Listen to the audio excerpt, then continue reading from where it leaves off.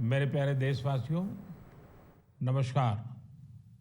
मन की बात में एक बार फिर मेरे सभी परिवारजनों का स्वागत है। आज एक बार फिर बात होगी देश की उपलब्धियों की, देश के लोगों के सामूहिक प्रयासों की। 21वीं सदी के भारत में कितना ही कुछ ऐसा हो रहा है जो विकसित भारत की नींव मजबूत कर रहा है। जैसे इस 23 अगस्त को ही हम सब देशवासियों ने पहला नेशनल स्पेस डे मनाया। मुझे विश्वास है कि आप सबने इस दिन को सेलिब्रेट किया होगा। एक बार फिर चंद्रयान 3 की सफलता का जश्न मनाया होगा।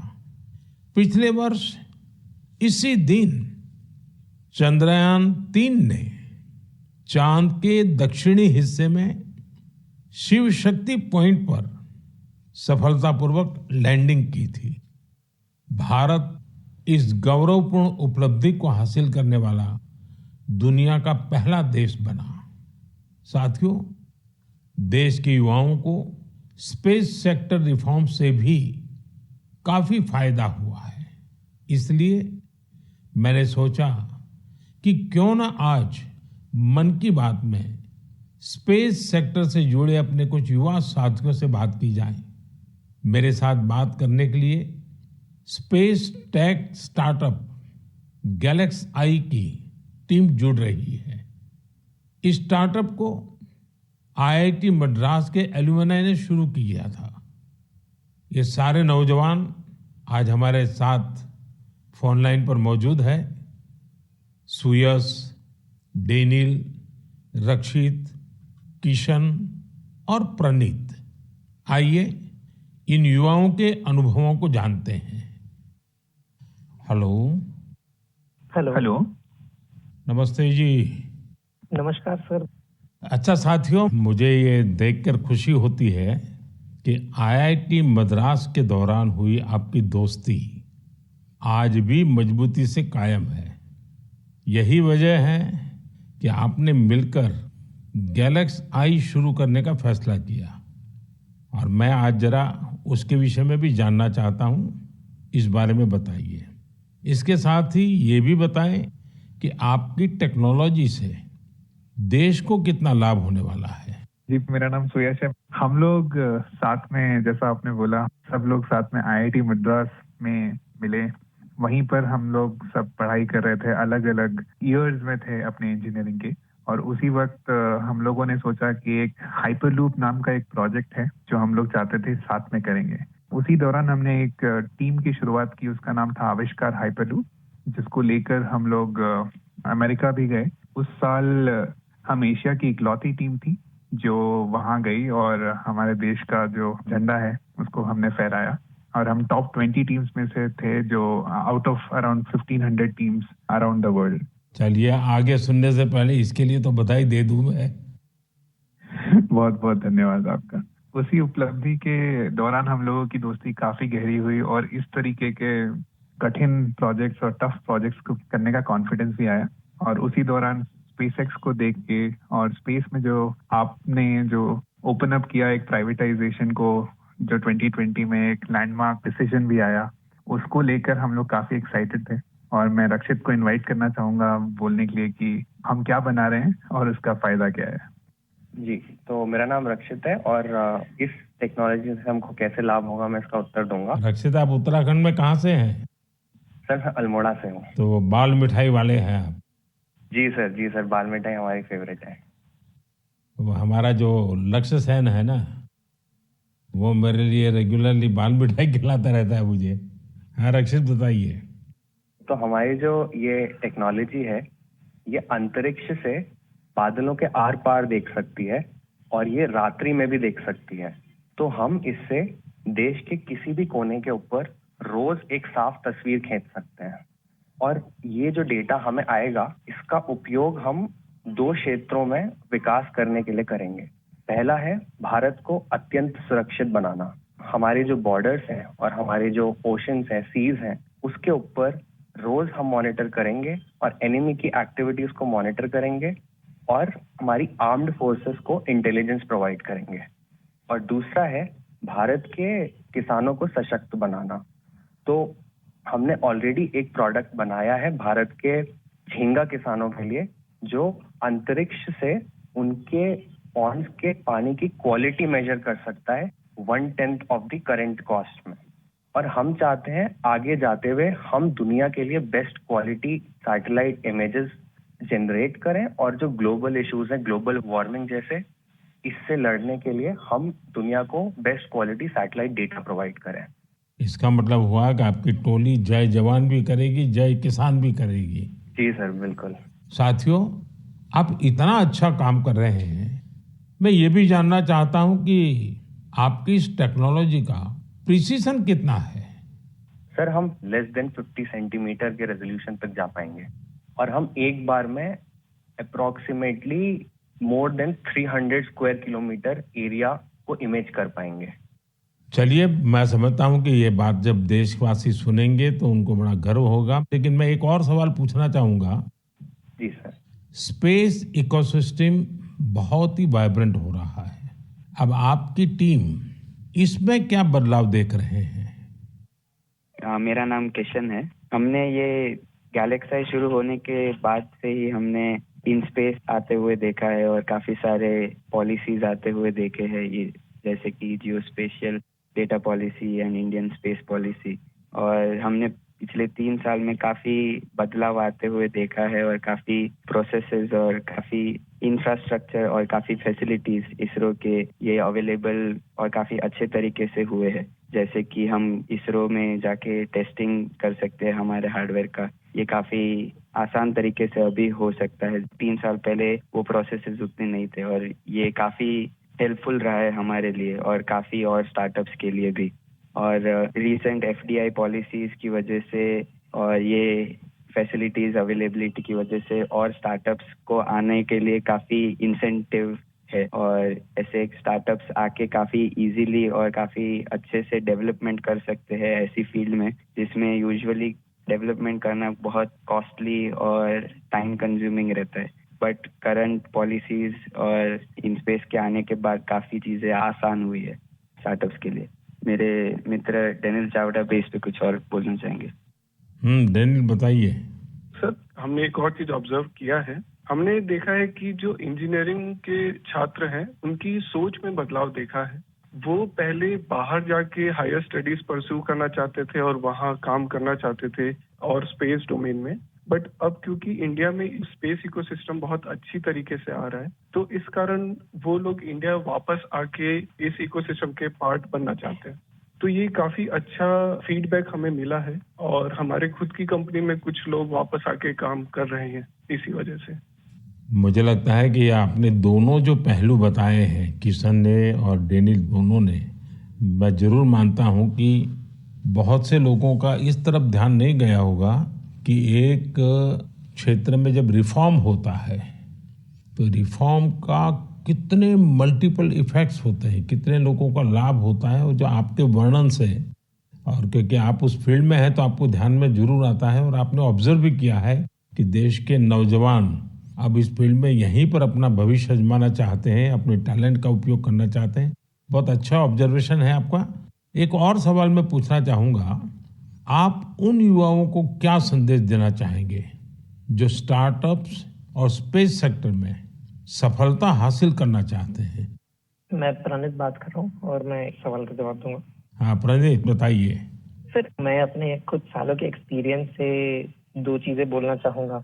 सबसे पहली, अगर अपने को स्टार्टअप करना हो तो यही मौका है, क्योंकि पूरी दुनिया में इंडिया आज वो देश है जो वर्ल्ड का सबसे फास्टेस्ट ग्रोइंग इकोनॉमी है, और इसका मतलब ये हुआ कि अपने पास अपॉर्चुनिटी बहुत ज्यादा है। जैसे मैं 24 साल की उम्र में ये सोच के प्राउड फील करता हूँ कि अगले साल हमारी एक सैटेलाइट लॉन्च होगी जिसके बेसिस पे अपनी गवर्नमेंट कुछ मेजर डिसीजंस लेगी, और उसमें हमारा छोटा सा एक कंट्रीब्यूशन है। ऐसी कुछ नेशनल इम्पैक्ट की प्रोजेक्ट्स पे काम करने को मिले, ये ऐसी इंडस्ट्री और ये ऐसा टाइम है, गिवन कि ये स्पेस इंडस्ट्री आज अभी तो स्टार्ट हो रही है। तो मैं अपने युवा दोस्तों को यही बोलना चाहूंगा कि ये अपॉर्चुनिटी ना सिर्फ इम्पैक्ट की बट ऑल्सो उनके खुद के फाइनेंशियल ग्रोथ की और एक ग्लोबल प्रॉब्लम सॉल्व करने की है। तो हम आपस में यही बात करते हैं कि बचपन में हम ये बोलते थे कि बड़े होके एक्टर बनेंगे, स्पोर्ट्समैन बनेंगे या ऐसे कुछ चीजें होती थी।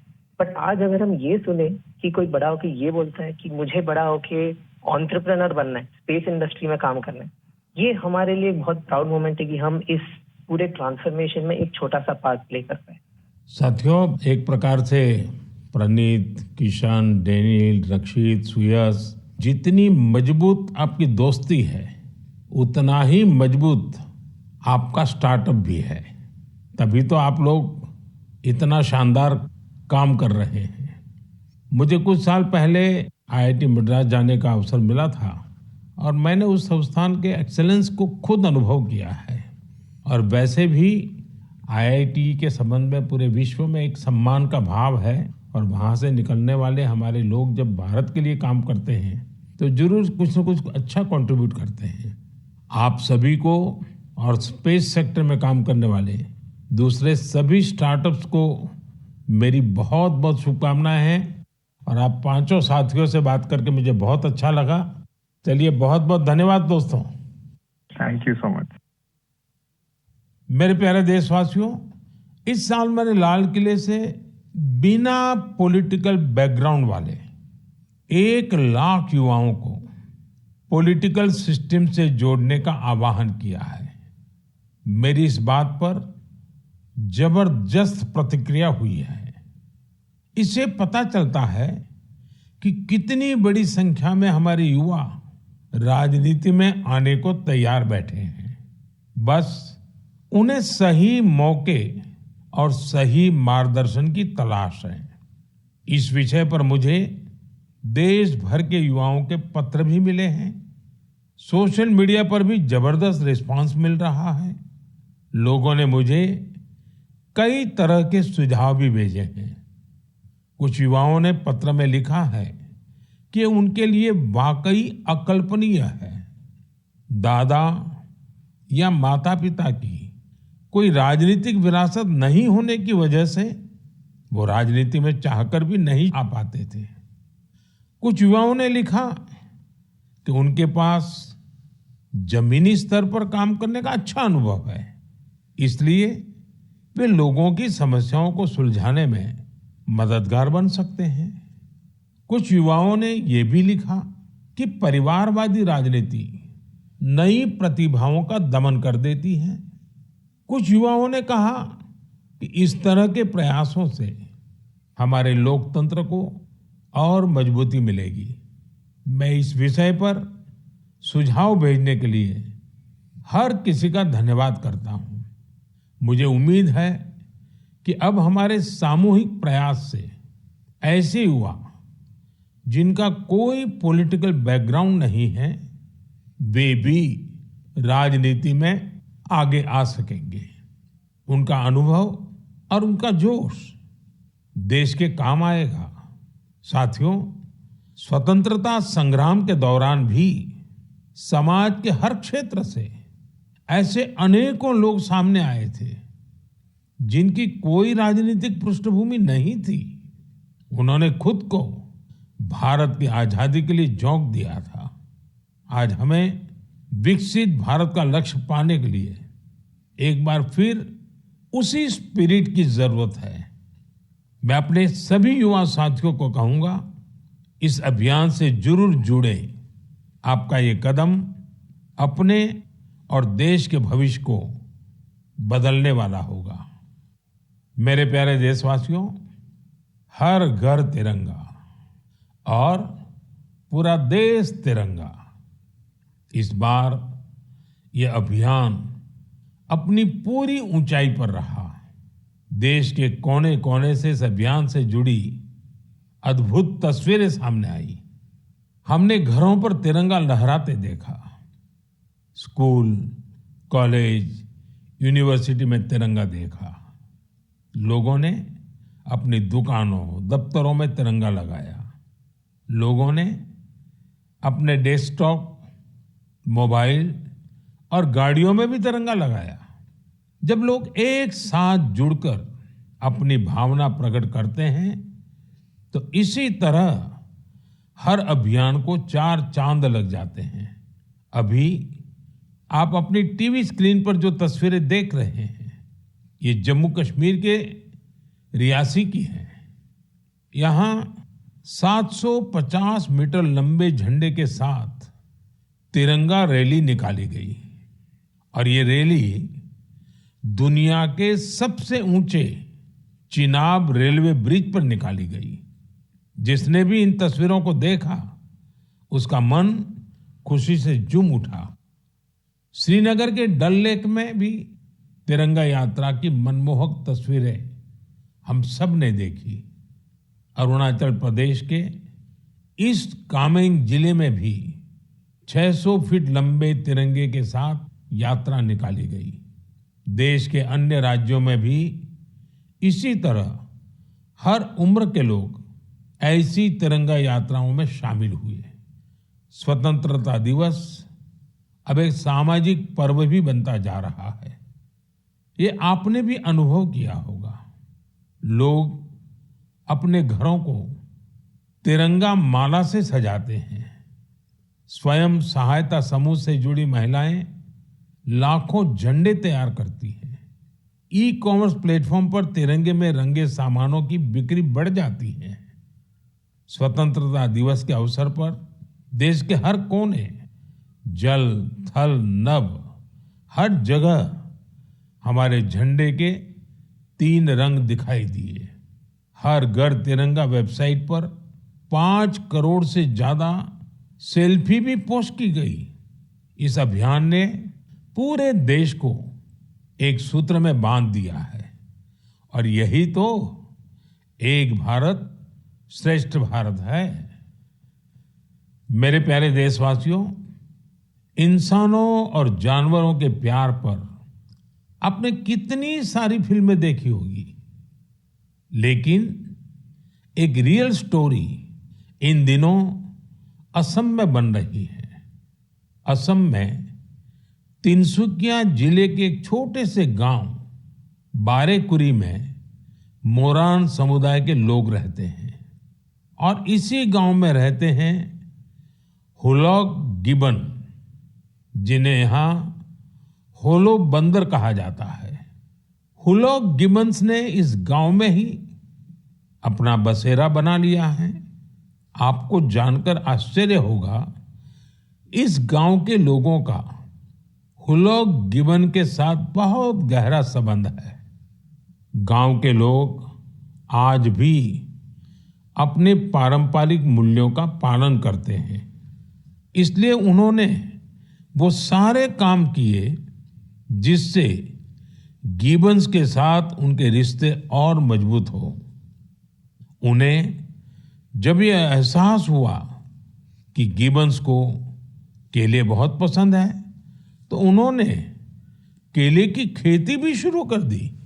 इसके अलावा उन्होंने तय किया कि गिबन्स के जन्म और मृत्यु से जुड़े रीति रिवाजों को वैसे ही पूरा करेंगे जैसा वे अपने लोगों के लिए करते हैं। उन्होंने गिबन्स को नाम भी दिए हैं।